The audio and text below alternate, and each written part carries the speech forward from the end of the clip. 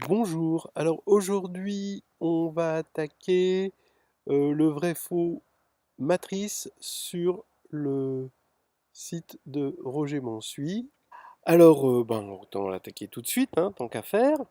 L'ensemble des matrices non inversibles est un sous-espace vectoriel de Mn de K.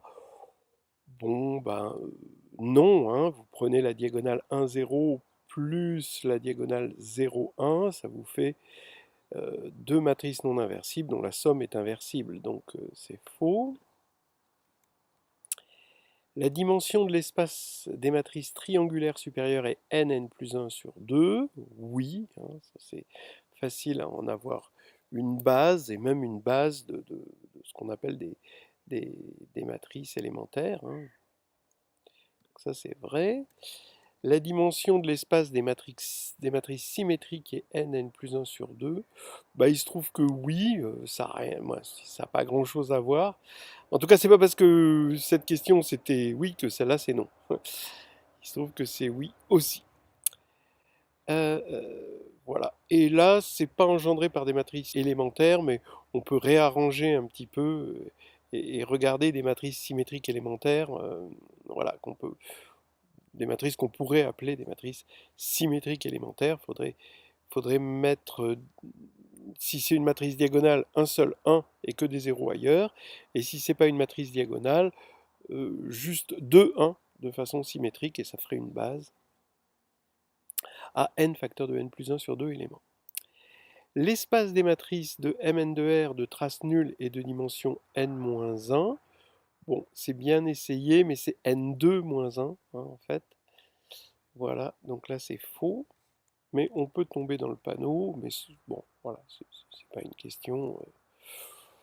Bon, c'est un piège un peu bête et méchant. L'ensemble des matrices dont les coefficients en position 1j avec 1 moins i strictement supérieur à j sont nuls, ok, est un sous-espace vectoriel de dimension n2 sur 2 plus n-1. Alors, le fait que certains sont nuls fait qu'on a envie de dire c'est bien un sous-espace vectoriel. Mais la dimension, je suis embêté parce que si n est impair, ça voudrait dire que la dimension n'est pas un entier. Donc ce serait embêtant. Donc là, c'est absolument faux. Bon, ça, c'est la représentation matricielle réelle des nombres complexes. C'est bien connu, hein. On va dire que c'est quoi? C'est la formule de Moivre, hein. L'ensemble des matrices triangulaires supérieures avec des 1 sur la diagonale est un sous-groupe. Bah oui, parce que c'est triangulaire supérieur, donc ça va être stable par la multiplication.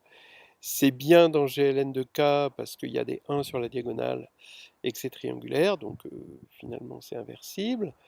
Et les 1 sur la diagonale, ça va se multiplier par des 1, et donc ça va bien donner quelque chose de stable par multiplication et par inversion aussi, donc là c'est vrai.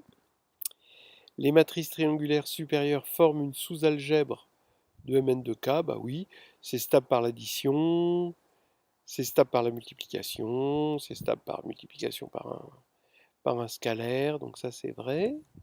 Le produit de deux matrices triangulaires est une matrice triangulaire, bah non, si on ne dit pas supérieure, parce qu'on va prendre une matrice triangulaire inférieure fois une matrice triangulaire supérieure, ça ne va pas être triangulaire.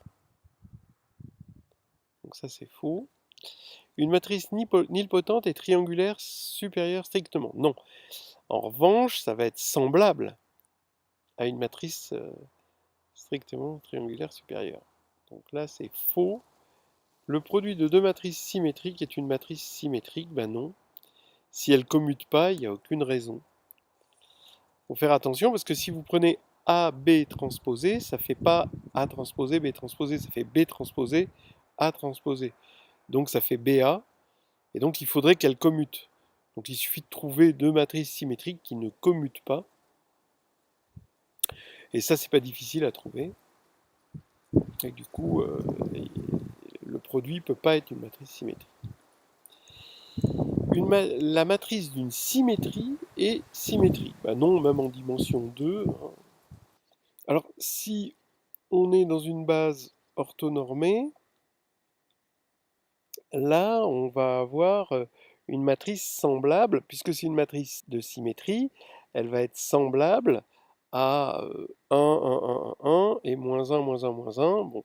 Donc, si on était dans une base orthonormée, alors, ben, si la matrice de passage était une base orthonormée, on aurait P avec cette matrice diagonale fois P-1, mais P-1 est égal à P transposé. Donc, en transposant, on tomberait sur la même chose, donc effectivement. Mais en général, c'est faux. Donc, prenez n'importe quelle matrice, pas n'importe quelle, mais bon, une matrice, vous choisissez une matrice de symétrie orthogonale, et vous le prenez dans une base non orthonormée, et vous allez voir que ça ne va pas donner une matrice symétrique. Alors ça, bah oui, c'est la multiplication de EIJ fois EKL. Si K est différent de J, bah ça fait 0. Et si K égale J, ça fait EIL. Voilà, ça c'est vrai. Les matrices diagonales de Mn de K commutent avec toutes les matrices de Mn de K. Alors attention, il y a un piège, hein. C'est les matrices scalaires, pas les matrices diagonales. Sinon, par exemple, ça voudrait dire que toute matrice diagonalisable est diagonale. Puisqu'une matrice diagonalisable, elle s'écrirait P d P-1. Et comme ça commuterait, D commuterait avec P, bah, ça ferait D. Donc, on voit bien que c'est complètement faux. Les matrices qui commutent avec diag 1, 2, n sont les matrices diagonales, donc ça c'est vrai. Ça peut se faire avec la réduction, mais ça peut se faire aussi en disant, ben voilà, on a... oui, parce que ça peut se faire avec la réduction, parce que on peut dire que une matrice qui commute, ben c'est avec cette matrice diagonale, elle va respecter tous les sous-espaces propres de cette matrice diagonale, donc ça c'est connu, hein. Elle stabilise tous les sous-espaces propres, mais les sous-espaces propres sont des droites. Et donc ça va être diagonal parce que ça va être les droites canoniques, quoi, hein. Ça va être les droites engendrées par les EI de la base canonique. Et donc on va bien avoir une matrice diagonale. Donc ça va être vrai. Après, ça peut se faire sans réduction, sans l'utilisation des espaces propres, des choses comme ça. Directement, on va prendre une matrice qui commute avec et on va la décomposer dans la base canonique des matrices, c'est-à-dire la base des matrices élémentaires. Et celle-là aussi, on la décompose dans la base des matrices élémentaires. On utilise la multiplication des bases des matrices élémentaires. Et puis, on se rend compte que le fait que tous ces éléments étant distincts, ici, sur la diagonale, ça va impliquer que euh, dès qu'une matrice commute avec ça, eh ben, ses coefficients en les EIJ pour les matrices élémentaires avec I différent de J sont forcément nuls. Et donc, la matrice est diagonale. C'est une façon assez simple de l'obtenir. Alors, la matrice ici est nilpotente. Bon, bah, on peut montrer que cette matrice, si je l'appelle n, bah, n au carré est égal à 0 directement, donc c'est nilpotent. Ou alors, on peut voir que la trace est nulle et que le déterminant est nul, et donc le polynôme caractéristique, c'est x2.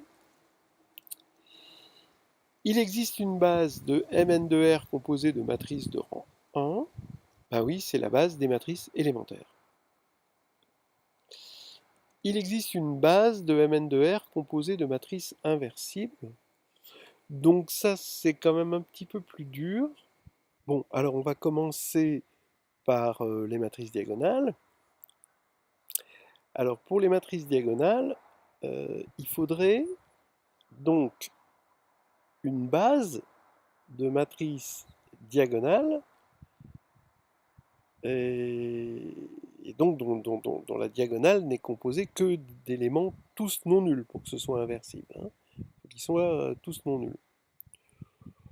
Alors ça, bon, bah, c'est pas difficile à trouver. Par exemple, il suffit, comme R est infini, on peut toujours trouver des éléments, n éléments 2A2 distincts. Donc on prend ces éléments, on les appelle D1, D2 jusqu'à Dn, et on regarde la matrice D1, D2 jusqu'à Dn. Ensuite, on regarde toutes les matrices diagonales de la forme la diagonale des DI puissance K, où K va de 0 à n-1, et par Vandermonde, comme les DI sont 2 à 2 distincts, on montre que c'est bien libre. Et donc, comme il y en a n, eh bien, ça va bien engendrer les matrices diagonales.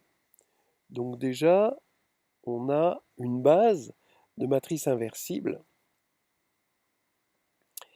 Et puis ensuite, si on a une matrice inversible ben, non diagonale, donc on va rajouter des éléments de la forme IN plus EIJ, où I est différent de J. Alors ça, c'est bien complètement inversible, hein, puisque ça va être triangulaire, soit supérieur, soit inférieur, avec des 1 sur la diagonale. Alors on prend une matrice de Mn de R, on peut toujours la décomposer en matrice diagonale, en une matrice diagonale, plus des combinaisons linéaires de matrices de la forme identité plus EIJ. Voilà. Donc on aura bien une famille génératrice de matrices inversibles. Et le théorème de la base extraite nous permet de montrer qu'on a une base composée de matrices inversibles. Donc c'est vrai. Il existe une base de Mn de R composée de matrices nilpotentes, ben ça non. Parce que les matrices nilpotentes sont toutes dans un sous-espace vectoriel strict de Mn de R, c'est les matrices de trace nulle. Donc les matrices de trace nulle, ça forme bien un sous-espace. Et les nilpotentes sont toutes de trace nulle. Donc là, c'est faux. Il ne peut pas y avoir une base. Parce qu'au plus, les matrices nilpotentes, elles peuvent n'engendrer que ce sous-espace. D'ailleurs, elles l'engendrent effectivement. La matrice de l'application identité d'un espace de dimension n est IN, quelle que soit la base choisie. Donc ça, oui. Oui, on peut carrément revenir à la définition de la matrice de l'application, quoi, dans une base. Voilà. On aura toujours l'identité par définition. Maintenant, on peut dire des choses un peu plus calculatoires, ben pas calculatoires, plus savantes, en disant, dans une autre base, ce serait semblable, mais comme l'identité commute avec toute matrice de passage, ça va rester PIN, P-1 va être égal à IN. Donc là, c'est vrai pour deux raisons. Toute matrice est somme de deux matrices inversibles. Alors, sur R, bon, après, faudrait voir en général. Mais sur R, c'est vrai. Vous prenez une matrice inversible. Est-ce que c'est somme de deux matrices inversibles? Eh bien, en tout cas, vous prenez une matrice inversible A, vous ne pouvez pas écrire A égale A plus 0, parce que 0 n'est pas inversible. Mais par contre, vous pouvez dire que GLN de R est un ouvert. Enfin, on le sait, c'est un ouvert parce que c'est l'image réciproque de R étoile par le déterminant, qui est continu. Donc ce qui va signifier qu'on peut toujours trouver epsilon assez petit pour que epsilon identité plus notre matrice A soit encore inversible. Voilà. Donc maintenant, A va être égal à A plus epsilon identité moins epsilon identité. Et donc, c'est bien la somme de deux matrices inversibles. Alors maintenant, si A n'est pas inversible, ça veut dire que le déterminant de A est égal à 0. Ça veut dire que le polynôme caractéristique de A, qui indice A, s'annule en 0. Mais comme c'est un polynôme non nul, parce que, voilà, on sait que c'est un polynôme non nul, bon, du coup, en tant que fonction, puisque R est infini, c'est une fonction polynôme non nul, et il existe on va dire un lambda tel que qui A de lambda est différent de 0. Et comme qui A de lambda est différent de 0, ça veut dire que A moins lambda identité est inversible. Et donc maintenant, il n'y a plus qu'à écrire A est égal à A moins lambda identité plus lambda identité. Et ça marche. Donc c'est vrai. Le rang d'une matrice, c'est le nombre maximum de lignes indépendantes. Au départ, le rang d'une matrice, c'est le nombre maximal de colonnes indépendantes, mais comme le rang d'une matrice est égal au rang de la matrice transposée, c'est grâce au théorème du rang, hein, finalement, ça, hein, qui dit que le rang est invariant par transposition. Hein, il suffit de voir que une matrice est toujours équivalente à une certaine matrice diagonale. Et donc ça devient vrai. Pour AB, il existe P tel que A égale PB, si et seulement si ker de A égale ker de B, bah oui. Alors on peut trouver la preuve dans chapitre 4 de Histoire hédoniste, ou Nouvelles histoires hédonistes, de groupe et de géométrie. Chapitre 4, s'il vous plaît. Bon, entre parenthèses, hein, je reviens dessus, l'implication est évidente parce que P est inversible. La réciproque et pas la construction de P n'est pas tout à fait évidente. Pour AB dans Mn de R, il existe P tel que ceci, si et seulement si rang de A, bah non. Non, ça c'est si et seulement si im de A égale im de B. Donc dans un sens ça va marcher, mais dans l'autre non. En fait, vous voyez que si on prend im, ici c'est exactement la transposée de ça. Mais deux sous-espaces ne sont pas égaux si seulement si ils ont la même dimension. Ça c'est ridicule. Donc là c'est faux. Pour AB dans Mn de R tel qu'il existe P vérifiant A égale PB, alors le rang de A est inférieur ou égal au rang de B. Alors oui, bon, P cette fois-ci il n'est pas dans GLN, il est dans Mn.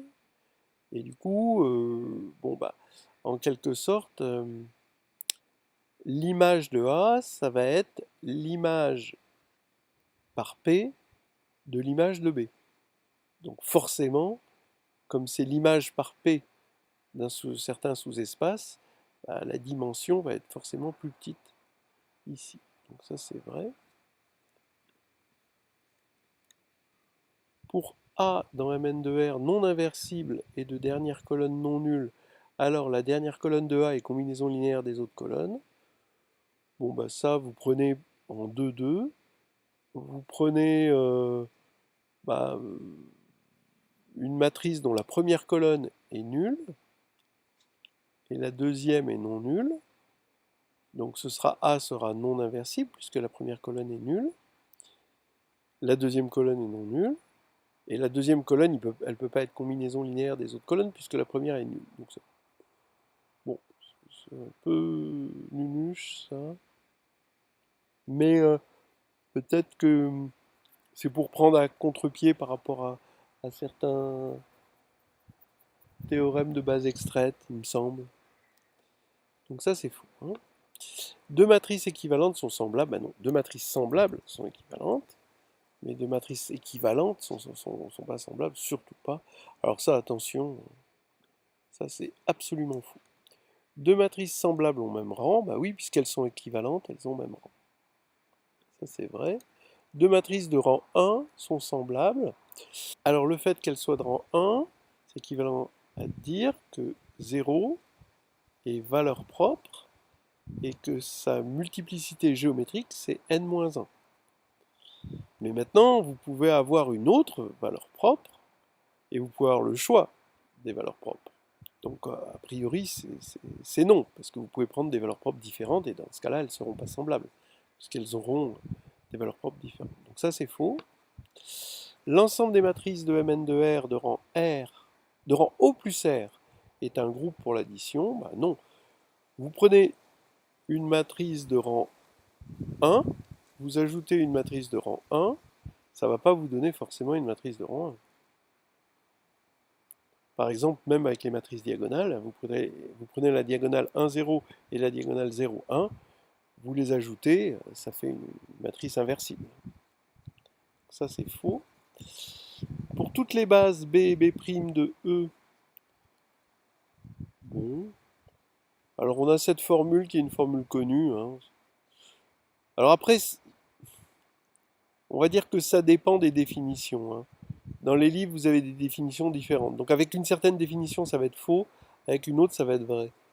Mais là, bon, je suppose que c'est vrai, parce qu'il y a quand même pas mal de choses vraies. Donc F, c'est l'identité, moins 1, rond F, rond identité, et ensuite on a une relation de Chasles, mais la relation de Chasles, elle est un peu à l'envers à cause des définitions. Bon, personnellement, moi je ne prends pas cette définition-là.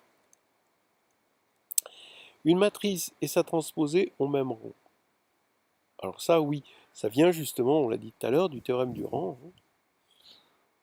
On a A de rang R, alors A est égal à P, fois une certaine matrice IR, diagonale, diagonale dans un certain sens, fois Q-1, et quand on va prendre la transposée, on va voir que ça va avoir même rang, parce que P et Q sont inversibles. Ça c'est vrai. Une matrice et sa transposée ont même noyau, alors ça c'est archi faux, hein. Je pense qu'on peut prendre n'importe quelle matrice non symétrique, n'importe quelle, j'exagère, mais une matrice, vous prenez au hasard une matrice et sa symétrie, vous n'allez pas tomber sur le même noyau. Pour AB, le rang de AB est inférieur au rang de B. Oui, on l'a dit un peu tout à l'heure, c'est pareil, hein, c'est vrai. On a dit exactement la même chose, à part qu'on l'a appelé P, et c'était P fois A. Pour AB, alors ça, le rang de AB, non, ça c'est archi faux. Prenez l'identité, hein. Son rang c'est N, et ça fait pas N fois N. Prenez identité fois identité. Ça c'est archi faux. Ça, la trace de AB égale trace de A fois trace de B, non, c'est vrai, c'est linéaire. À trace de A plus B, c'est trace de A plus trace de B, mais c'est pas multiplicatif, hein. Le déterminant est multiplicatif, mais pas la trace. Donc ça voudrait dire, prenez ne serait-ce que des matrices diagonales pour A et B, ça voudrait dire que x, y plus x' y' est égal à x plus x', facteur de y plus y'. Et ça, c'est pas vrai pour x, tout x et y. Bon, comme on est sur R, il suffit de voir que les polynômes ne sont pas les mêmes. Donc les fonctions polynômes ne sont pas les mêmes, et donc c'est faux. Voilà, bon ça c'est très connu, la trace de AB c'est trace de BA. Ça c'est faux, hein, parce que en fait, pour que ce soit vrai, il faudrait une permutation cyclique. Et ça, c'est pas une permutation cyclique. Donc il faudrait prendre A qui n'est pas égal à l'identité ou qui n'est pas une matrice on va dire une matrice scalaire, et on trouvera facilement un contre-exemple. Bon, c'est pas un contre-exemple, mais en tout cas ça c'est faux. Toute matrice de rang 1 est le produit d'une matrice colonne par une matrice ligne. Ben oui, ça c'est intéressant. Toute matrice de rang 1, c'est une matrice qui va avoir des colonnes toutes proportionnelles. Donc on va avoir un alpha, une colonne va s'écrire alpha j fois une même matrice grand X. Matrice colonne. Donc cette matrice colonne, ça va être grand X, et qu'on va multiplier par la matrice ligne des alpha j. Et ça va vous faire votre matrice de rang 1 de départ. Donc ça c'est vrai. Alors maintenant pour A de rang 1, A2 égale trace de AA. Alors on peut le faire avec de la réduction en faisant 2 cas, soit 0 et valeur propre de multiplicité et seule valeur propre. Dans ce cas-là, la trace est nulle. Soit il y a 0 et valeur propre de toute façon, mais il y a une autre valeur propre de multiplicité 1, et c'est justement la trace. On peut le faire comme ça, mais puisqu'on vient de voir ceci, la matrice colonne et la matrice ligne, on va prendre A, c'est égal à une matrice colonne, donc on a dit X fois cette matrice ligne alpha 1 jusqu'à alpha n. On va multiplier ça deux fois. On utilise l'associativité, donc on va avoir X fois cette matrice ligne fois X fois la matrice ligne, et on va juste associer la matrice ligne fois la matrice X, et ça fait la trace, dans ce sens-là. Là, on va avoir une matrice scalaire. Et comme c'est une matrice, comme c'est un scalaire, c'est pas une matrice, ben, c'est une matrice, c'est un scalaire, quoi. C'est un scalaire 1, 1, c'est une matrice 1, 1. Donc on peut commuter et on va avoir la trace fois 1. Donc c'est vraiment très facile à voir à partir de là. Donc c'est vrai, toute matrice de rang 1 est équivalente à J avec que des 1. Ben oui, parce que J et A pour rang 1, et deux matrices sont équivalentes si et seulement si elles ont même rang. Donc ça c'est vrai. Voilà, et c'est fini.